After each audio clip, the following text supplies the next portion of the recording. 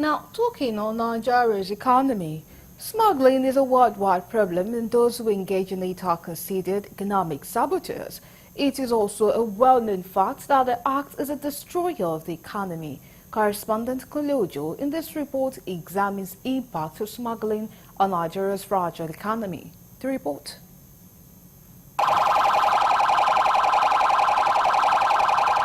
The Nigerian Customs Service, the agency saddled with policing the borders, describes smuggling as false declaration and concealment of goods, willful underpayment of custom duties, trafficking in prohibited or restricted goods, use of unapproved routes and ports, forging of custom documents, and touting in custom goods and documents.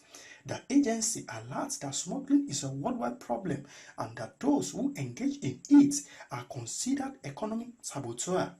We are currently in an operations all over Nigeria, which has resulted in the seizure of over 120 trucks across different border stations and border areas in the country. Smuggling robs the nation of our revenue, hence affect provision of social services to the entire community.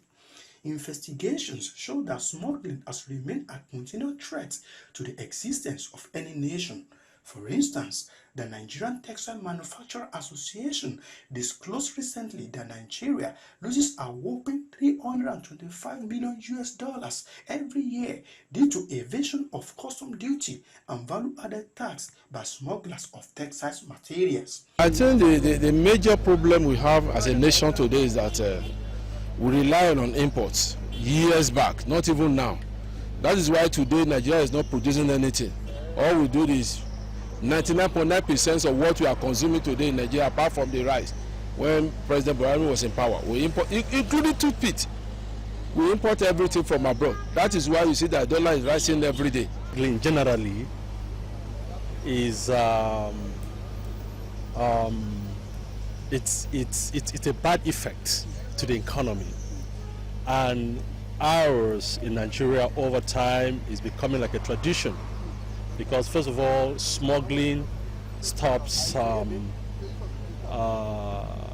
revenue, that is the internally generated revenue of a country. Not only this, investigation has seen that major routes used for smuggling in the north is Maradi and Senda, as a lot of warehouses in Katsina State are used for smuggling. It also has to do with criminality, because a lot of people that smuggle carries arms, all right? It is some of them are into, proliferation of small arms and medium arms and all that. It's like this, there is no penalty for those who are doing all those things. People are getting away with it and nothing happened. And that is the situation we find ourselves today. Even as I'm talking now, I see a lot of imports illegally to this country, and nothing was being done to arrest the situation.